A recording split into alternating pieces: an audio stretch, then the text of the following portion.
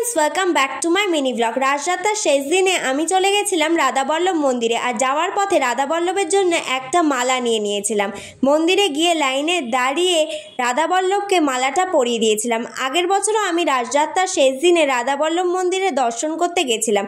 তখন অবশ্য আমি জানতাম না যে রাসের এই কটা দিন রাধাবল্লভকে বের করে দেওয়া হয়, আর স্পর্শ করা যায় আর মাল্যদানও করা যায়।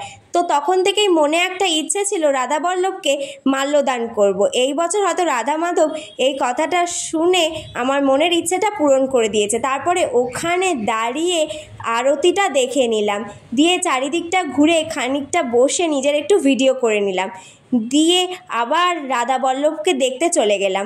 আর তখন রাধাবল্লভের ভোগ দর্শন হচ্ছিল, আর ভোগের লাইনে দাঁড়িয়ে ভোগ নিয়ে বাড়ির পথে আসার সময় আর এক জায়গা থেকে ভোগ নিয়ে নিলাম। আর এই ব্লগটা ভালো লাগলে অবশ্যই আমার চ্যানেলটাকে লাইক, কমেন্ট, সাবস্ক্রাইব আর শেয়ার করতে একদম ভুলে না। যে মতো